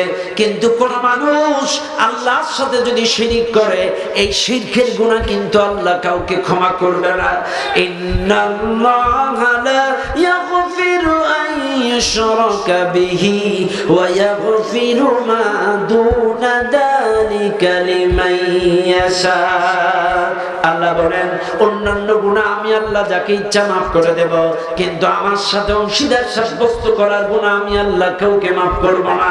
শিরকের গুনাহ আমি আল্লাহ কাউকে maaf করব না। বাইরে আমার চুরি করার পর আপনার পিছনে 40 বছরের ইবাদত নষ্ট হয় এমন কোন দলিল নাই। জিনা করার পরে আপনার পেছনের জাগতিক ইবাদত নষ্ট হয় এমন কোন দলিল নাই। মার্ডার করার পরে আপনার জিন্দেগীর পেছনের জাগতিক সমস্ত ইবাদত বরবাদ হয় এমন কোন দলিল নাই। কিন্তু স্পষ্ট কোরআনুল কারীমের আয়াত, লা ইন আশরাকতা লা ইয়াহবাতান্না আমালুকা ওয়া লা তাকুনান্না মিনাল খাসিরিন। কোন মানুষ যদি আল্লাহর সাথে শিরক করে, ওর জীবনের সমস্ত আমল বরবাদ। কথা কর না কেন? মুসলিম মানে আত্মসমর্পণকারী। মুসলিম মানে যদি আত্মসমর্পণকারী হয়, একটু ভালো করে বুঝবেন এই মাহফিলে যারা আছেন। এই যে মনে করেন এই কুনিয়ার কোন পোর্ট পুলিশ, থানা পুলিশ যদি আসামি ধরতে যায়, আর আসামি যদি পালাইতে না পারে, এটার মানে কি? আমি সারেন্ডার করলাম। আর আসামি এই হাত উঁচু করার মানে কি? এর নিজের ইচ্ছা মতো আর চলতে পারে না। কোর্ট কাছারি, থানা পুলিশ, আইন আদালত যেমনে চালাবে ওকে তেমনে চলতে হবে। এর নাম আত্মসমর্পণ। তো মুসলিম মানেই আত্মসমর্পণকারী। আপনি যদি নিজেকে মুসলিম দাবি করেন, তাহলে অবশ্যই আপনাকে আল্লাহর আদেশ নিষেধের কাছে আত্মসমর্পণ করা লাগবে। কথা বল না কেন? আল্লাহর আদেশ নিষেধের কাছে আপনাকে আত্মসমর্পণ করা লাগবে। এর নাম মুসলিম। মুসলিম মানে কি? আত্মসমর্পণকারী। দুনিয়ার মানুষ এই জন্য বলি শিরকের সাথে লিপ্ত হবেন না, শিরক করবেন না। কারণ আল্লাহ কোরআন ডাক দিয়ে বলে, বান্দা শোনো, মা কানা লিন-নাবিয়্যি ওয়াল্লাযীনা আমানু আন ইস্তাগফিরু লিল মুশরিকিন ওয়ালাউ কানু উলি কুরবা মিন বা'দি মা তাবায়্যানা লাহুম। আল্লাহ কোরআন ডাক দিয়ে বলে, বান্দা শোনো, আল্লাহ পাক নবীকে ডাক দিয়ে বলে, মা কানা লিন-নাবি ওয়াল্লাযীনা আমানু, যারা ঈমানদার, আন ইস্তাগফিরু লিল মুশরিকিন, ঈমানদারদের উচিত নয় কোন মুশরিকের জন্য দোয়া করা। কথাটা কার? আরো জোরে কোন কার? ভালো করে মনে রাখবেন, ওয়াল্লাযীনা আমানু, যারা ঈমানদার, আন ইস্তাগফিরু লিল মুশরিকিন, ঈমানদারের উচিত নয় কোন মুশরিকের জন্য দোয়া করা। তাহলে মুশরিক যদি মারা যায়, যারা শিরক করে তারা হলো মুশরিক, আর মুশরিকের জন্য দোয়া করা ঈমানদারদের উচিত নয়। ওয়ালাউ কানু উলি কুরবা মিন বা'দি মা তাবায়্যানা লাহুম, সে যদি তোমার রক্তের সম্পর্কীয় আত্মীয় হয়, সে যদি তোমার ভাইও হয়, সে যদি তোমার বাবা হয়, সে যদি তোমার নিকট আত্মীয় হয়, একজন মুশরিকের জন্য দোয়া করা। জোরে কোন? ভাইরা আমার, বাবাজিরা আমার, শিরক কত খারাপ। শিরক যারা করে, এই শিরক কত খারাপ তার একটা ছোট্ট হাদিস আজকে আপনাদেরকে শোনায়া যায়। এই মাহফিলে যত মানুষ আছেন ভালো করে শুনবেন, কারণ মনে রাখবেন মুসলমান বাবাজিরা, প্রত্যেকটা কথা বেরেন দিয়া ভালো করে শুনে নেন। কারণ রাসূলের ভবিষ্যৎবাণী হাদিস, কিয়ামতের কঠিন মুসিবতের ময়দানে, কিয়ামতের কঠিন মুসিবতের ময়দানে আল্লাহর নবী ইব্রাহিম আলাইহিস সালাম দাঁড়ায় থাকবেন। একটু ভালো করে শুনে নেন। ইব্রাহিম আলাইহিস সালাম কিয়ামতের ময়দানে দাঁড়ায় থাকবেন। ইব্রাহিম নবী লক্ষ কোটি মানুষের সামনে ইব্রাহিম নবীর বাবা দাঁড়ায় থাকবেন। ইব্রাহিম নবীর বাবা ইব্রাহিম আলাইহিস সালামের বাবা লক্ষ কোটি মানুষের সামনে দাঁড়ায় থাকবেন। লক্ষ কোটি মানুষের সামনে ইব্রাহিম নবীর বাবা যখন দাঁড়ায় থাকে, ইব্রাহিম আলাইহিস সালাম দাঁড়ায় থাকবেন। বাবা আমার, শিরক কত খারাপ সেটা বোঝানোর জন্য বলছি। ইব্রাহিম নবীর বাবা সব হাদিস, সব মাসলা, সব ফতোয়া সব জায়গায় দিতে নাই, দেওয়াও ঠিক না। আম জনগণের সামনে সব হাদিস বলতে নাই, কিন্তু শিরক কত খারাপ এটা বলার জন্য, আপনাদেরকে বোঝানোর জন্য বলতেছি, মনে রাখবেন আমার ভাইরা। ইব্রাহিম নবীর বাবার গলায় রশি দিয়া ফেরেশতারা কিয়ামতের দিন জাহান্নামে নিয়ে যাবে। ইব্রাহিম নবীর বাবা, তার নাম ছিল আজর। আজর ছিল মুশরিক। ইব্রাহিম নবীর বাবা তার গলায় রশি দিয়া ফেরেশতারা টানতে টানতে জাহান্নামে নিয়ে যাবে। এই দৃশ্য দেখে ইব্রাহিম নবীর চেহারাটা অন্ধকার হয়ে যাবে। এই দৃশ্য দেখে ইব্রাহিম নবীর চেহারাটা মলিন হয়ে যাবে। ইব্রাহিম নবী এই দৃশ্যটা দেখে, মনে রাখবেন, একজন নবী, মুসলিম জাতির পিতা ইব্রাহিম নবী ইচ্ছা করলে আল্লাহর কাছে বললেও বলতে পারে যে আল্লাহ আমার বাবারে ছেড়ে দাও। একটা নবী হিসেবে ইচ্ছা করলে বলতেও বলতে পারে, কিন্তু ইব্রাহিম নবী সেটা বলবে না। কেন বলবে না? ওয়ালাউ কানু উলি কুরবা মিন বাদি মা তাবায়্যানা লাহুম, আল্লাহ বলেছেন ঈমানদারগণ মুশরিকের জন্য দোয়া করা জায়েজ নাই, যাবে না। এই জন্য ইব্রাহিম নবী তার বাবার জন্য ক্ষমা চাইবে না। তবে কিয়ামতের দিন ইব্রাহিম নবী তার বাবার ওই দৃশ্য দেখে চেহারাটা অন্ধকার হয়ে যাবে, তার বাবার ওই দৃশ্য দেখে চেহারাটা মলিন হয়ে যাবে। ইব্রাহিম নবী আরশের দিকে তাকায়া মনে মনে মনে মনে মনে মনে মনে মনে বলবে, আল্লাহ তুমি তো বলেছো তোমার নবীদের বেইজ্জতি করবা না। ও আল্লাহ, তুমি তো বলেছো তোমার নবীদের অসম্মান করবা না। ও মালিক, লক্ষ কোটি মানুষের সামনে আমার বাবার গলায় রশি দিয়া ফেরেশতারা জাহান্নামে নিয়ে যায়। এটা কি আমার জন্য অপমান না? এটা কি আমার জন্য অসম্মান না? ইব্রাহিম নবী মনে মনে বলবেন, মুখ ফুটে বলবে না, আমার বাবার এই লক্ষ কোটি মানুষের সামনে ফেরেশতারা জাহান্নামে নিয়ে যায় গলায় রশি দিয়া। এটা কি আমার প্রেস্টিজের ব্যাপার না? ও মালিক, লোকে বলবে এটা ইব্রাহিম নবীর বাবা, এটি কি আমার জন্য অপমান না? ইব্রাহিম নবীর এই মনের কথাটা আল্লাহ বুঝতে পারবেন। আল্লাহ বলবেন, ইব্রাহিম আমি বুঝছি তোমার মনের কথা। লক্ষ কোটি মানুষের সামনে তোমার বাবার গলায় দড়ি দিয়া ফেরেশতারা জাহান্নামে নিয়ে যায়, এটা দেখে তোমার খারাপ লেগেছে। মানুষ চিনতে পারবে এটা তোমার বাবা।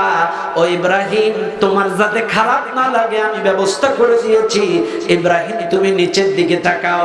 হযরত ইব্রাহিম আলাইহিস সালাম আরশের দিক থেকে নিচের দিকে তাকাবেন। ইব্রাহিম নবী নিচের দিকে তাকায়া দেখবে একটু আগে তার বাবার গলায় দড়ি ছিল, এখন তাকায়া দেখবে একটা শূকরের গলায় রশি দিয়া ফেরেশতারা টানতে টানতে জাহান্নামে নিয়ে যাচ্ছে। শিরক কত খারাপ!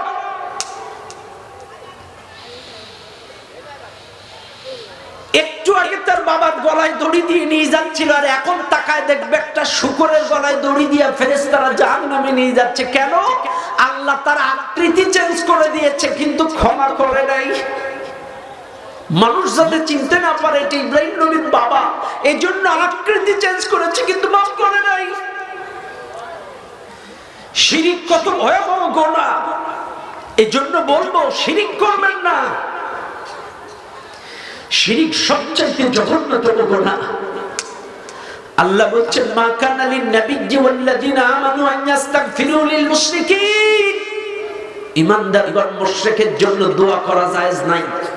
এখন আপনারা বলেন তো জানাজা মানে কি? জোরে বলেন কি? আরো জোরে বলেন কি? জানাজা মানে যদি দোয়া হয়, আল্লাহ তো বলছে মুশরিকের জন্য দোয়া করা যাবে না, তাইলে তো মুশরিকের জানাজা পড়া জায়েজ নাই। কোরআন দিয়া মিলান। আল্লাহ বলছেন আমানু আন ইস্তাগফিরু লিল মুশরিকিন, ঈমানদারগণ মুশরিকের জন্য দোয়া করা যাবে না। তাইলে জানাজা মানে যদি দোয়া হয়, কোন মুশরিক যদি মারা যায় এর জানাজা পড়া জায়েজ নাই। খবরদার, শিরকে লিপ্ত হবেন না। শিরক হলো জুলুমের দ্বিতীয় প্রকার। আল্লাহ আমাদেরকে শিরক মুক্ত জীবন গড়ার তৌফিক দান করুন। বলেন আমিন। আরো জোরে বলেন আমিন। এবার আসেন তিন, জুলুমের তৃতীয় নাম্বার পরিচয়। আল্লাহ কোরআন বলেন ওয়া মাইয়াতাআদ্দা হুদুদাল্লাহি ফাউলাইকা হুমুজ জালিমুন। আল্লাহু আকবার। আল্লাহর কোরআন বলেন আমার সীমানা যারা অতিক্রম করবে, আল্লাহর সীমানা যারা অতিক্রম করবে, আল্লাহর কোরআন যারা সীমা লঙ্ঘন করবে, আল্লাহর কোরআন যারা সীমা অতিক্রম করবে, এরা জালেমের অন্তর্ভুক্ত হয়ে যাবে। কথাটা কার? আরো জোরে কোন কার? আমার ভাইরা কথার কথা একটু ব্রেন দিয়া ভালো করে খাটান। এই পাশে আপনাদের আকিস কোম্পানি, মনে করেন আপনারা আকিস কোম্পানিতে চাকরি করেন। আকিস কোম্পানির একটা রুলস রেগুলেশন নীতিমালা আছে। সকাল 8টায় ঢুকতে হয়, বিকাল 4টায় বের হতে হয়। একদিন যদি ওলট পালট হয়, পরের দিন সকাজ করা হয় অথবা চাকরি চলে যায়। ভাইরা আমার, একটা কোম্পানির রুলস রেগুলেশন নীতিমালা না মানলে যদি চাকরি চলে যায়, এইবার আপনারা বলেন জমিন কার? আসমান কার? আমরা কার? তাইলে আল্লাহরও তো একটা রুলস রেগুলেশন নীতিমালা আছে, তার নাম কোরআন। এই কোরআন যারা সীমা অতিক্রম করবে, আল্লাহ বলে তাদেরও মুসলমানিত্ব থাকবে না, ওরা জালেম হয়ে যাবে। আরে ভাই, আপনি আজকে বিয়ে করলেন, আজকে বিয়ে করলেন, কালকেই যদি আপনার বউ অন্যের ঘরে চলে যায়, এক্স বয়ফ্রেন্ডের ঘরে চলে যায়, বুঝেন? কিন্তু আজকে নতুন বিয়ে করলেন, আজকে নতুন বিয়ে করলেন, কালকেই যদি আপনার নতুন বউ এক্স বয়ফ্রেন্ডের বাড়ি চলে যায়, রাত কাটায়, আপনার কেমন লাগবে? এই তো খাঁটি বাংলা হিসাব। আমার বিয়ে করাবো, টাকা দিলাম, দেনমোহর দিলাম, শাড়ি দিলাম, গহনা দিলাম, আর ও যদি বয়ফ্রেন্ডের বাড়ি যায়, ওরে রাখা ক্লিয়ার না? ব্যাস, এইবার শোনেন, আমার বিয়ে করাবো যদি পরের দিন এক্স বয়ফ্রেন্ডের বাড়ি চলে যায়, এটা যেমন আমি রাখবো না, এটা আমি মেনে নিতে পারি না।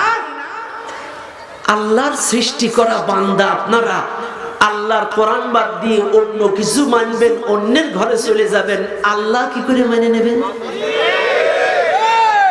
কথা কোন না গেলে আপনার বিয়ে করাবো, অন্যের ঘরে গেলে যদি মেনে নিতে না পারেন, আল্লাহ সৃষ্টি করা বান্দা কোরআন বাদ দিয়ে যদি অন্য কিছু মানে, এটা আল্লাহ কিভাবে মানবে? আল্লাহ বলবে এটা রাখা যাবে না, বাইকার জাহান্নামে ঢোকা। কথা কোন ঠিক নেবে? ঠিক। এই জন্য বাপ, কোরআন সীমা লঙ্ঘন করবেন না, কোরআনটাকে মানার চেষ্টা করবেন। বলেন নামাজ কার বিধান? আরো জোরে। রোজা কার বিধান? নামাজ কার বিধান? মানেন? মানেন? রোজা কার বিধান? মানেন? হজ কার বিধান? মানেন? চুরি করলে হাত কেটে দাও, এটা কার বিধান? মানেন? কেন কেন মানেন না?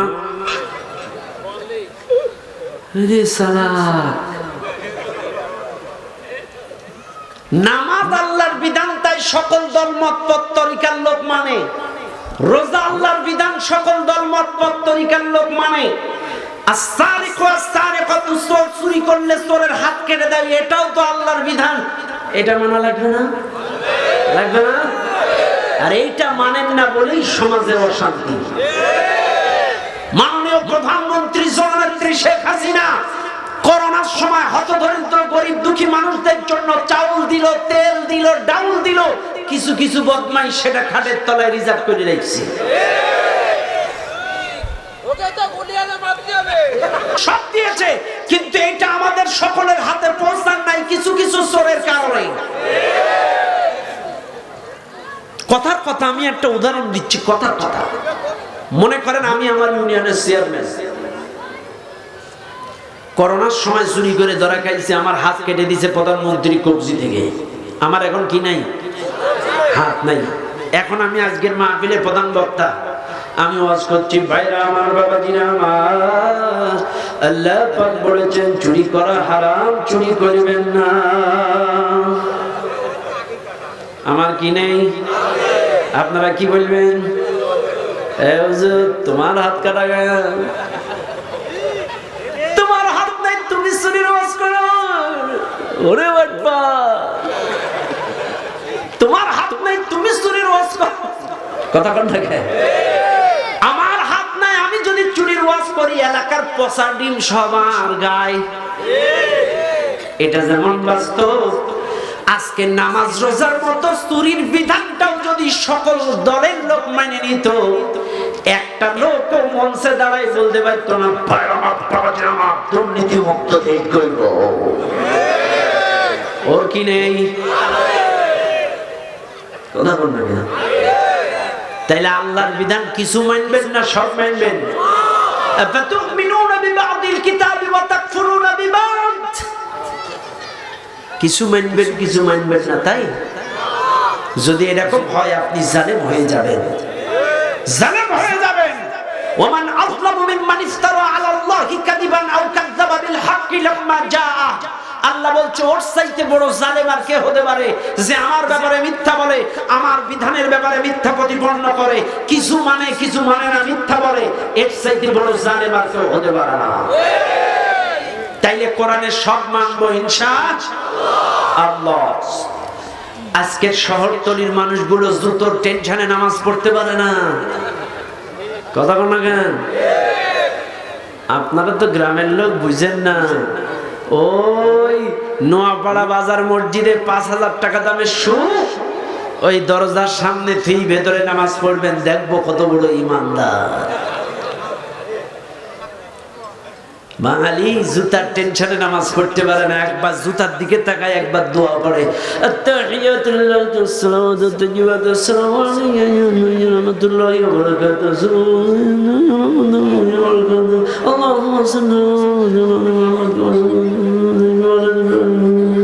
কত না জুতার টেনশনে নামাজও পড়তে পারে না।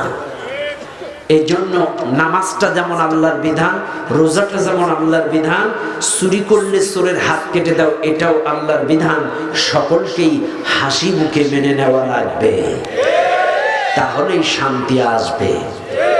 না হলে বাংলাদেশের প্রধানমন্ত্রী এই বাংলাদেশটাকে সোনায় সোহাগা বানাইতে চায়, কিন্তু এই চোরের কারণে পারে না। কথা পান ঠিক না বেঠিক? আল্লাহ এই আইনটা বাংলাদেশে কায়েম করে দাও, কথা পান ঠিক না বেঠিক? ও দুনিয়ার মানুষ, এবার আসেন চতুর্থ নাম্বার জুলুমের পরিচয় আল্লাহর কোরআন থেকে বলি। মুসলমান বাবাজিরা একটু শোনেন। এবার আসেন চতুর্থ নাম্বার, আল্লাহর কোরআন ডাক দিয়ে বলেন ওয়া মাল্লাহুমুজ জালিমুন। আল্লাহু আকবার।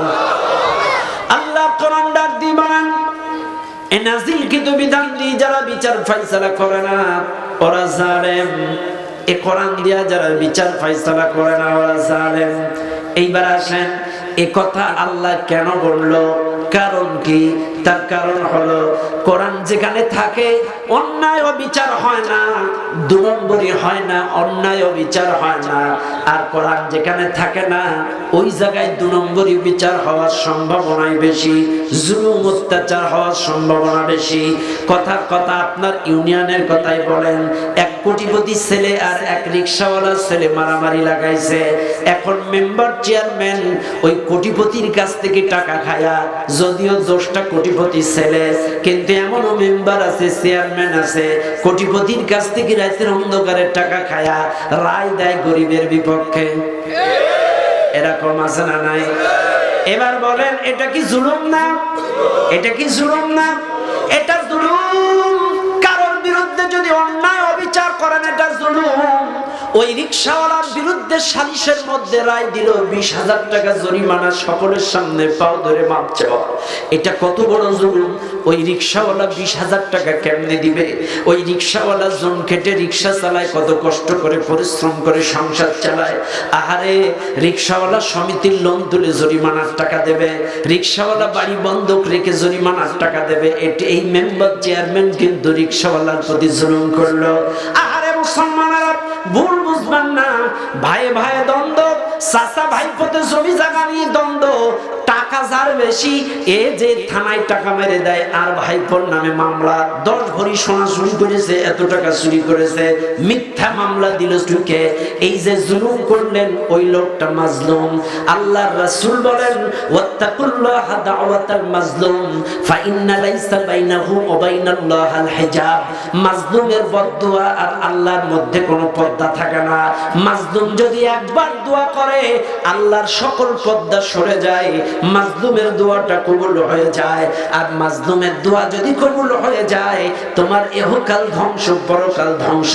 তুমি যদি কারোর নামে মিথ্যা মামলা দাও, তুমি যদি কাউকে বাড়ি ছাড়া ঘর ছাড়া করো, কারোর উপরে যদি জুলুম করো, কথার দ্বারা, ব্যবহারের দ্বারা, অর্থের দ্বারা, ক্ষমতার দ্বারা, যে কোনো কায়দায় তোমার দ্বারা যদি কারোর চোখের পানি পড়ে, কারোর উপরে যদি জুলুম হয়, অন্যায় অবিচার যদি হয়, ওই লোকটা মাজলুম। আর মাজলুম ব্যক্তি যদি দোয়া করে আল্লাহর দরবারে কবুল হয়। আর মাজলুম ব্যক্তির দোয়া কবুল হলে তোমার পরিণতি কি হবে একটু লক্ষ্য করেন।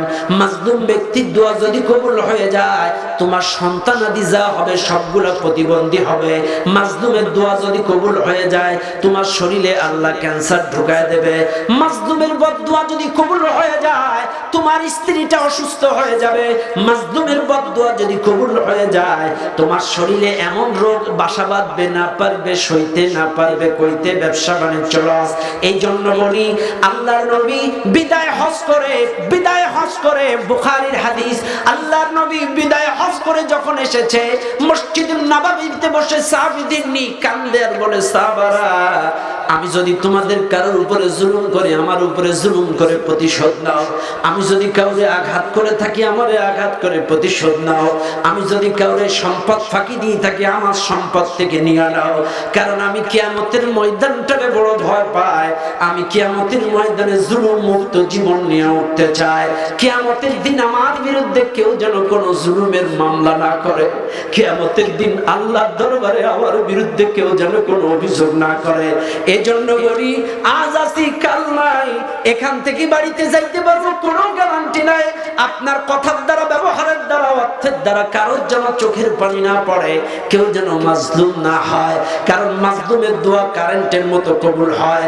আর মাজলুমের দোয়া যদি কবুল হয় আপনার পরিণতি কি হতে পারে তার ছোট্ট একটা এক্সাম্পল আজকে এই মাহফিলে আপনাদের দেয়া যায়। বাবা আমার এক অত্যাচারী যুবক, এক এলাকার প্রচন্ড অত্যাচারী যুবক। এই যুবকটা 4 রাস্তার মোড়ে দাঁড়ায় জোরে জোরে বক্তব্য দিচ্ছে, এলাকার মানুষেরা তোমরা আমার মতো অত্যাচারী হইও না, তোমরা আমার মতো মানুষের উপরে জুলুম করো না, তোমরা আমার মতো মানুষের উপরে অত্যাচার জুলুম নির্যাতন করো না। ভাইরা আমার, এই লোকটা যুবকটা প্রতিদিন 4 রাস্তার মোড়ে দাঁড়ায় একই বক্তব্য দেয়। মাজলুমের বদদুয়া যে বিদ্যুতের গতিতে কবুল হয় তার একটা এক্সাম্পল দিচ্ছি। ভাইরা আমার, এই যুবকটা 4 রাস্তার মোড়ে দাঁড়ায় প্রতিদিন একই বক্তব্য দেয়, তোমরা আমার মতো অত্যাচারী হইও না, আমার মতো জুলুম করো না।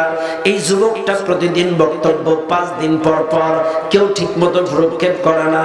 হঠাৎ একদিন এক আলেম ডাক দিয়ে বলে, যুবক রে, তুমি প্রতিদিন এই মোড়ের মাথায় দাঁড়ায় একই বক্তব্য দাও, আমার মতো জুলুম করো না, মানুষের উপরে অত্যাচার করো না। ও যুবক, তুমি বলো তোমার বক্তব্য তো ঠিক মতো কেউ শুনে না, তুমি এই বক্তব্যটা এই জায়গায় দাঁড়ায় দাও কেন, কারণটা কি? এবার যুবক ডাক দিয়ে বলে, হুজুর আমি যে কেন বক্তব্য দেই আপনি তো জানেন না। হুজুর শুনে নেন, আমার বক্তব্যটা দেওয়ার কারণ আমার এলাকায় বড় একটা নদী, এই নদীর কিনারায় একদিন এক জেলে মাছ মারতেছিল। আমি অত্যাচারী যুবক নদীর কিনারায় চলে গেলাম, যাই বললাম জেলে মাছ পাইছো নাকি? জেলে বলছে হ্যাঁ মাছ পেয়েছি, বড় একটা বোয়াল মাছ পেয়েছি। যুবক বলছে মাছটা আমারে দাও। জেলে বলতেছে না মাছটা দিব না, দাও দিব না, দাও দিব না, দাও। আমি খেতে চাও মাছ দাও। যুবক বলতেছে মাছ দাও, ছেলে বলে দিব না। এই অত্যাচারী যুবক জোর করে যুবকের খাসির থেকে ওই বোয়াল মাছটা বার করে নিল। জোর করে মাছটা ছিনতাই করে বার করে নিয়া এক দৌড়ে যুবক বাড়ি চলে গেল। যুবকটা বাড়ি যাইতে যাইতে হঠাৎ বোয়াল মাছটা যুবকের হাতের মধ্যে কামড় দিল। এই যুবকটার হাতের মধ্যে যখন কামড় দিল, এই যুবক আর সহ্য করতে পারে না। বাড়ি যেয়ে স্ত্রীকে ডাক দিয়ে বলে, প্রিয়তমা স্ত্রী, তোমার জন্য একটা বোয়াল মাছ এনেছি। স্ত্রী দৌড় দিয়ে এসে বলে, দাও দাও দাও, মাছ দাও। এই মাছটা স্বামীও টানে, স্ত্রীও টানে, দুই দিক দিয়ে দুজনে মিলিয়ে টানে। কোন কায়দায় মাছটা হাতের থেকে ছোটাইতে পারে না। স্বামী টানে, স্ত্রী টানে, দুজনা মিলিয়ে বোয়াল মাছটা হাতের থেকে ছুটাইতে পারে না। লক্ষ্য করেন, যুবক এবার ডাক দিয়ে বলে, স্ত্রী আমার, তুমি পাও বাঁধাও, পাও বাঁধায়া জোরসে টান দাও। এই স্ত্রী পাও বাঁধায়া জোরসে বোয়াল মাছটা টান দিছে। টান যখন দিছে, জোরসে বোয়াল মাছের দাঁত চিরুনির মতো হাতড়ায়া যুবকের হাত থেকে মাছটা ছুটে গেল। আর ওই দাঁতের স্পর্শে বোয়াল মাছের দাঁতের দাগের দরদর করে রক্ত ঝরল যুবকের। স্ত্রী তাড়াতাড়ি ভাঙ্গা চূড়া দিয়ে বাঁধে দিল। এবার স্ত্রী এই মাছটা কুটে বেছে রান্না করলো। স্বামী আর স্ত্রী দুজনা মিলিয়া মাছটা কুটে বেছে রান্না করে খেলো। রাতের বেলায় যখন দুজনা একই বিছানায় ঘুমাইতে গেল, হঠাৎ করে যুবকের হাতের মধ্যে যন্ত্রণা শুরু হয়ে গেল। এ যুবক সহ্য করতে পারে না, প্রচন্ড যন্ত্রণা। যুবক স্থির হতে পারে না। যুবক ছটফট করে, একবার দাঁড়ায়, একবার বসে, ছুটাছুটি করে, পাগলের মতো হয়ে যায়। প্রচন্ড যন্ত্রণা, যুবক সহ্য করতে পারে না। একটা পর্যায়ে আঞ্চলিক হাতুড়ি ডাক্তার খবর দেওয়া হলো। আঞ্চলিক ডাক্তাররা এসে এই যুবকের হাতটা ট্রিটমেন্ট দিল, ব্যথার ট্যাবলেট খাওয়ায়া মালিশ করে মলম মাখায়া দিল। কিন্তু কোন কায়দায় হাতের যন্ত্রণা বন্ধ হয় না। পরের দিন সকালে যুবক চলে গেল উপজেলা কমপ্লেক্সের বড় ডাক্তারের কাছে।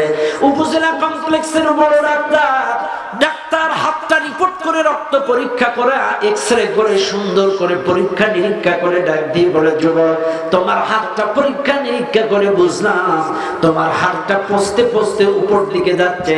কবজি থেকে যদি কেটে বাদ না দেওয়া হয়, এই হাতের যন্ত্রণা বন্ধ হবে না।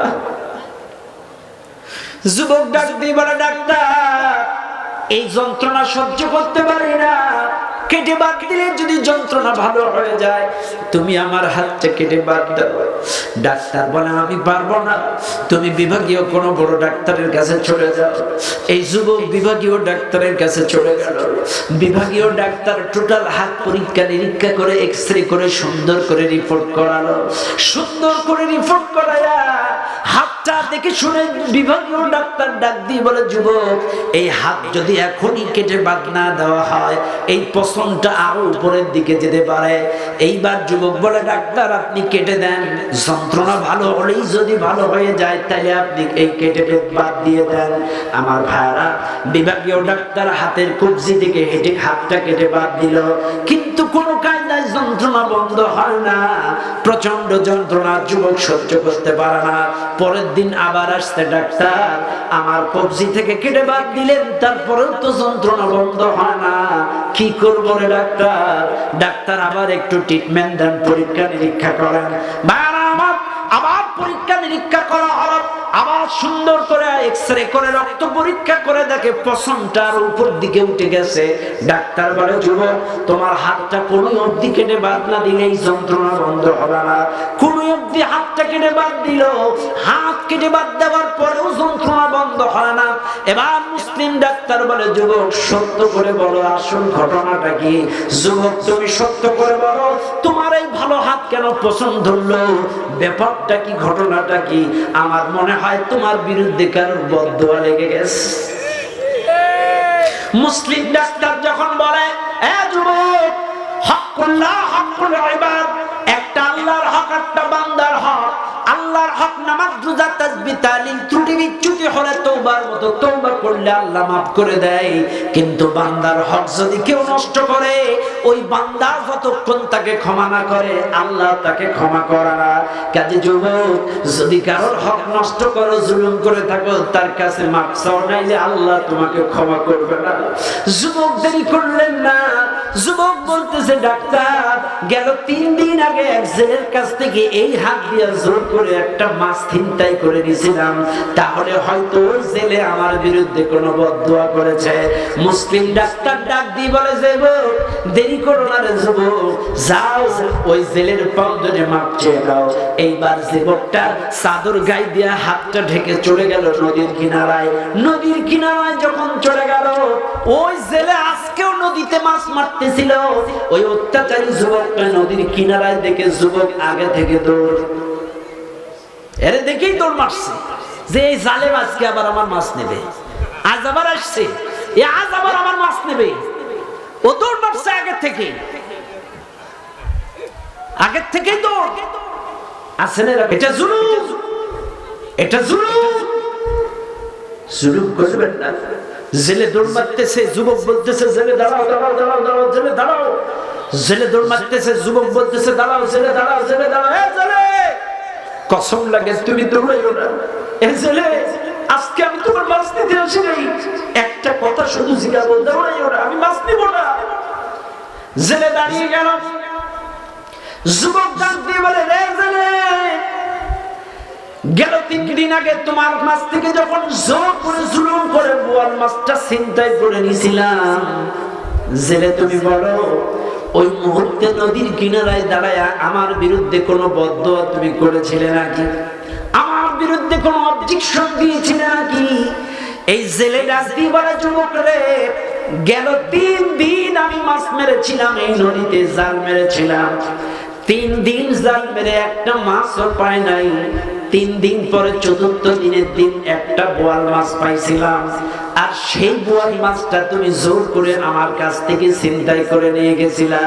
ও যুবক, 4th দিনের দিন একটা মাছ পাইলাম, সেটাই তখন তুমি নিয়ে গেলে, তারপরেও আমি তোমার বিরুদ্ধে কোনো বদদোয়া করি নাই, তারপরে নদীর কিনারায় দাঁড়ায় একটা অবজেকশন তোমার বিরুদ্ধে আমি দেই নাই। ও যুবক, এরপরে তুমি যখন চলে গেলে, সন্ধ্যা অবধি আমি নদীতে জাল মারলাম, সন্ধ্যা পর্যন্ত জাল মারার পরেও একটা মাছও আমার জালের মধ্যে পড়ে নাই। সারাটা দিন মাছলাম, একটা মাছও আর পড়ে নাই। সন্ধ্যা পর্যন্ত মাছ মেরে একটা মাছ যখন পড়লো না, 3 দিন পরে একটা মাছ পেলাম, সেটাই তুমি নিয়ে গেলা। আমি সন্ধ্যা পর্যন্ত জাল মারলাম, একটাও পেলাম না। সন্ধ্যা বেলায় ব্যথিত হৃদয় নিয়া, মলিন চেহারা নিয়া, খালি খাসি নিয়া, খালি জাল নিয়া, আস্তে আস্তে আস্তে আস্তে আস্তে করে যখন আমি আমার বাড়ির দিকে রওনা দিলাম, আমার বাড়ির উঠোনে যখন পাও দিলাম, আমার বাড়ির আঙ্গিনায় যখন আমি পাও দিলাম, আমার ছোট্ট ছোট্ট দুটো বাচ্চা, 3 দিন ধরে না খাওয়া ছোট বাচ্চা দুটা আমার বাড়ি, আমার হাত ধরে এসে কেঁদে কেঁদে ডাক দিয়ে বলে আব্বা